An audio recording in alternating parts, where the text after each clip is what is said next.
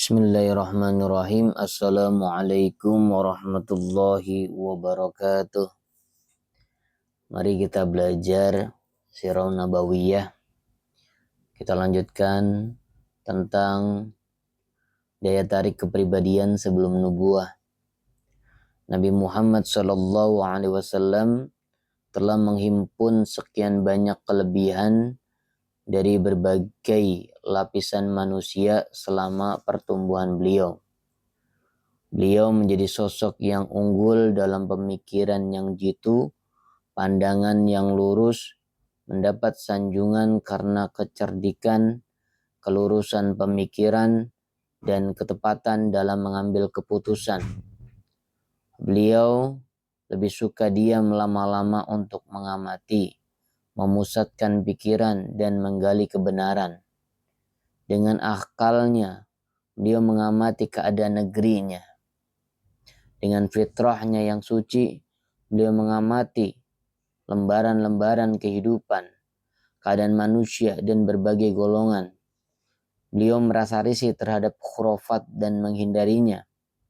Beliau berhubungan dengan manusia dengan mempertimbangkan keadaan dirinya dan keadaan mereka. Selagi mendapatkan yang baik, maka beliau mau bersekutu di dalamnya. Jika tidak, maka beliau lebih suka dengan kesendiriannya.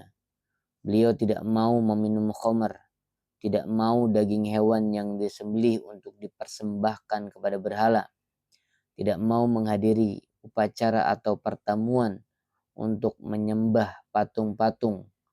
Bahkan semenjak kecil, beliau senantiasa menghindari jenis-jenis penyembahan yang batil ini, sehingga tidak ada sesuatu yang lebih beliau benci selain daripada penyembahan kepada patung-patung ini.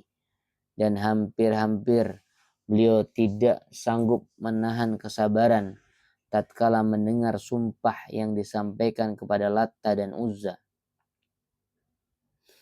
Tidak diragukan lagi bahwa takdir telah mengelilingi agar beliau senantiasa terpelihara. Jika ada kecenderungan jiwa-jiwa yang tiba-tiba menggelitik untuk mencicipi sebagian kesenangan dunia atau ingin mengikuti sebagian tradisi yang tidak terpuji, maka pertolongan Allah masuk sebagai pembatas antara diri beliau dan kesenangan atau kecenderungan itu. Ibnul Asir meriwayatkan bahwa Rasulullah Shallallahu Alaihi Wasallam pernah bersabda, tidak pernah terlintas dalam benakku suatu keinginan untuk mengikuti kebiasaan yang dilakukan orang-orang jahiliyah kecuali hanya 2 kali. Namun kemudian Allah menjadi penghalang antara diriku dan keinginan itu.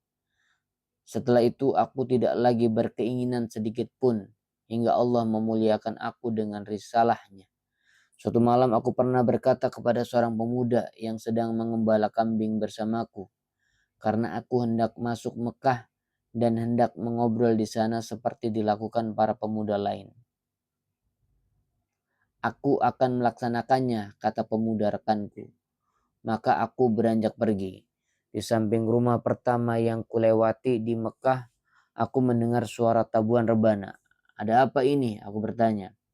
Orang-orang menjawab, perhelatan pernikahan Fulan dan Fulana. Aku ikut duduk-duduk dan mendengarkan. Namun Allah menutup telingaku dan aku langsung tertidur. Hingga aku terbangun karena sengatan matahari esok hari. Aku kembali menemui rekanku dan dia langsung menanyakan keadaanku. Maka aku mengabarkan apa yang terjadi. Pada malam lainnya aku berkata, seperti itu pula dan berbuat hal yang sama. Namun lagi-lagi aku mengalami kejadian yang sama seperti malam sebelumnya. Maka setelah itu aku tidak lagi ingin berbuat hal yang buruk. Al-Bukhari meriwayatkan dari Jabir bin Abdullah, dia berkata, tatkala Ka'bah sedang direnovasi, Nabi ikut bergabung bersama Abbas mengambil batu. Abbas berkata kepada beliau, angkatlah jubahmu hingga di atas lutut agar engkau tidak terluka oleh batu. Namun karena itu beliau justru jatuh terjerembab ke tanah. Maka beliau menghujamkan pandangan ke langit kemudian bersabda, ini gara-gara jubahku, ini gara-gara jubahku. Lalu beliau mengikatkan jubahnya. Dalam riwayat lain disebutkan setelah itu tidak pernah terlihat beliau menampakkan auratnya. Nabi Muhammad SAW menonjol di tengah kaumnya karena perkataannya yang lemah lembut, akhlaknya yang utama, dan sifat-sifatnya yang mulia. Beliau adalah orang yang paling utama kepribadiannya di tengah-tengah kaumnya, paling bagus akhlaknya, paling terhormat dalam pergaulannya dengan para tetangga, paling lemah lembut, paling jujur perkataannya, paling terjaga jiwanya, paling terpuji kebaikannya, paling baik amalnya, paling banyak memenuhi janji, paling bisa dipercaya, hingga mereka menjulukinya Al-Amin. Karena beliau menghimpun semua keadaan yang baik dan sifat-sifat yang diridhoi oleh orang lain. Keadaan beliau juga digambarkan Ummul Mukminin Khadijah. Beliau membawa bebannya sendiri, memberi orang miskin, menjamu tamu dan menolong siapapun yang hendak menegakkan kebenaran.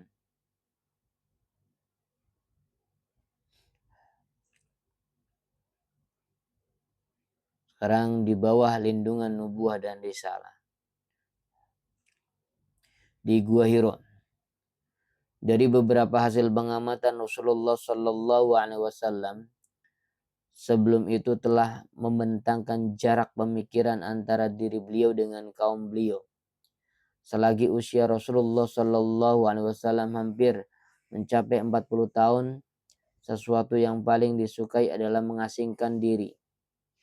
Dengan membawa roti dari gandum dan air, beliau pergi ke Gua Hiro di Jabal Nur, yang jaraknya kira-kira 2 mil dari Mekah. Suatu gua yang tidak terlalu besar, yang panjangnya 4 hasta dan lebarnya antara 3/4 hingga 1 hasta. Kadang-kadang keluarga beliau ada yang menyertai ke sana. Selama bulan Ramadan, beliau berada di gua ini dan tidak lupa memberikan makanan kepada setiap orang miskin yang juga datang ke sana. Beliau menghabiskan waktu untuk beribadah, memikirkan keagungan alam di sekitarnya dan kekuatan tak terhingga di balik alam. Beliau tidak pernah merasa puas melihat keyakinan kaumnya yang penuh dengan kemusyrikan dan segala persepsi mereka yang tak pernah lepas dari tahayul. Sementara itu, di hadapan beliau juga tidak ada jalan yang jelas dan mempunyai batasan-batasan tertentu yang bisa mengantarkan kepada keridhaan dan kepuasan hati beliau. Pilihan beliau untuk mengasingkan diri ini termasuk satu sisi dari ketentuan Allah atas diri beliau. Selagi langkah persiapan untuk menerima utusan besar sedang ditunggunya, roh manusia manapun yang realitas kehidupannya akan disusupi suatu pengaruh dan dibawa ke arah lain, maka ruh itu harus dibuat kosong dan mengasingkan diri untuk beberapa saat, dipisahkan dari berbagai kesibukan duniawi dan gejolak kehidupan serta kebisingan manusia yang membuatnya sibuk pada urusan kehidupan. Begitulah Allah mengatur dan mempersiapkan kehidupan Nabi Muhammad SAW untuk mengemban amanat yang besar, mengubah wajah dunia dan meluruskan garis sejarah. Allah telah mengatur pengasingan ini selama 3 tahun bagi Rasulullah SAW. Sebelum membebaninya dengan risalah, beliau pergi untuk mengasingkan diri ini selama jangka waktu sebulan. Dengan disertai roh yang suci sambil mengamati kegaiban yang tersembunyi di balik alam nyata. Hingga tiba saatnya berhubungan dengan kegaiban itu tatkala Allah sedang memperkenalkannya. Demikian, terima kasih. Wassalamualaikum warahmatullahi wabarakatuh. Semoga bermanfaat.